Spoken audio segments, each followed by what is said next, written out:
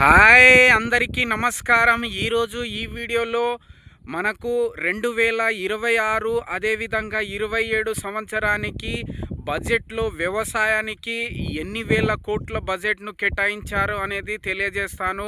అదేవిధంగా రైతు భరోసా, అదేవిధంగా పంట బీమా యాంత్రీకరణ పథకానికి ఎన్ని వేల కోట్ల రూపాయలు కేటాయించారనేది పూర్తిగా ఈ వీడియోలో తెలియజేస్తాను. కావున వీడియో అనేది స్కిప్ చేయకుండా ఫస్ట్ నుంచి చివరి వరకు చూడండి.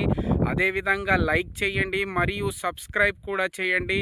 మీరు చేసే లైక్ సబ్స్క్రైబ్ వల్ల నాకు చిన్న ఇన్స్పిరేషన్స్ లభిస్తుంది. అదేవిధంగా అగ్రికల్చర్కి సంబంధించిన ఏమైనా వీడియో కావాలన్నా నాకు కామెంట్ రూపంలో తెలియజేస్తే అలాంటి వీడియో మీ కొరకు అప్లోడ్ చేస్తాను.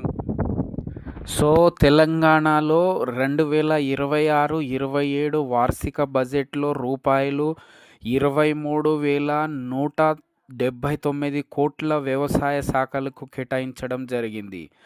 సో అదేవిధంగా మనకు రాష్ట్ర ప్రభుత్వం ఇందులో చూసుకున్నట్లయితే ముఖ్యంగా రైతులకు అంటే వ్యవసాయంలో రైతులకు యాంత్రీకరణకు పెద్దపీట వేసిందనమాట. అంటే ఇందులో భాగంగా చూసుకున్నట్లయితే 2025-26 సంవత్సరంలో 100 కోట్ల ఇవ్వగా ఇప్పుడు ఈ సంవత్సరం అంటే 2026-27 సంవత్సరానికి అది 344 కోట్లకు పెంచింది. సో అంటే యాంత్రీకరణకు ఎక్కువగా ప్రాముఖ్యత చూపించింది అన్నమాట.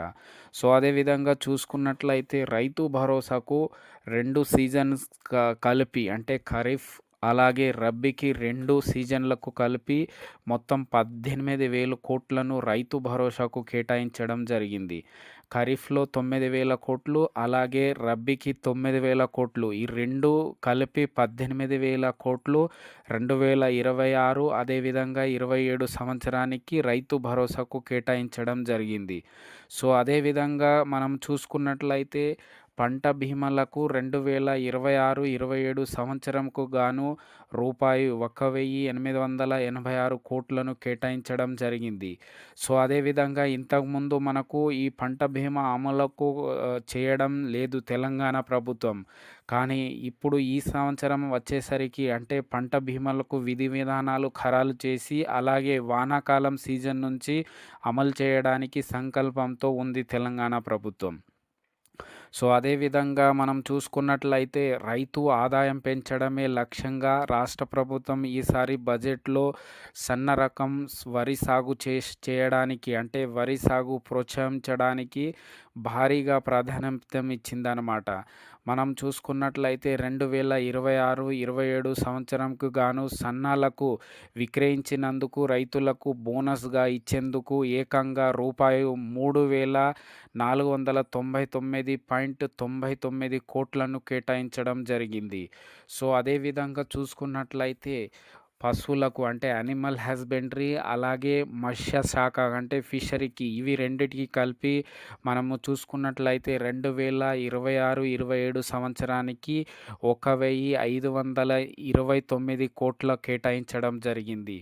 సో వీటితో పాటు వ్యవసాయం సాగు చేయడానికి సాగునీటి సరఫరాకు అంటే సాగునీటి పారుదలకు మనకు దీనికి 22,615 కోట్లకు 2026-27 సంవత్సరానికి కేటాయించడం జరిగింది.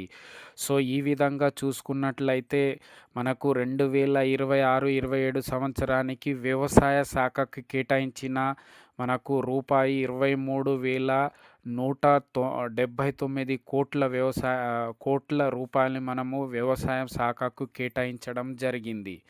సో ఇది చూసుకున్నట్లయితే మనము ఈసారి అంటే దాదాపు 1,160 కోట్ల రూపాయలు తక్కువగా ఉంది. అంటే గత సంవత్సరం పోల్చుకుంటే గత సంవత్సరం 2025-26 సంవత్సరానికి వ్యవసాయ శాఖకు 24,439 కోట్ల కేటాయించగా ఈసారి మనకు 23,179 కోట్ల కేటాయించడం జరిగింది.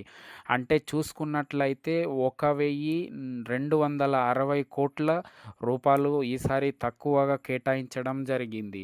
సో అదేవిధంగా చూసుకున్నట్లయితే మనకు ఈ భూమి లేని వ్యవసాయ కూలీలకు అంటే మనకు గత సంవత్సరము ఇంద్రమ్మ ఆత్మీయ భరోసా అనే పథకానికి తెలంగాణ గవర్నమెంట్ ప్రారంభించడం జరిగింది. ఈ పథకంలో భాగంగా భూమి లేని వ్యవసాయ కూలీలకు కూడా మనకు రైతు భరోసా కిందగా ఈ సంవత్సరం అనగా 2026-27 సంవత్సరానికి రూపాయి 600 కోట్లను కేటాయించడం జరిగింది. సో ఈ విధంగా చూసుకున్నట్లయితే మొత్తానికి వ్యవసాయ శాఖకి ఇంతకుముందు చెప్పిన విధంగా 23,000 మనకు 179 కోట్ల వ్యవసాయ శాఖకి కేటాయించడం జరిగింది.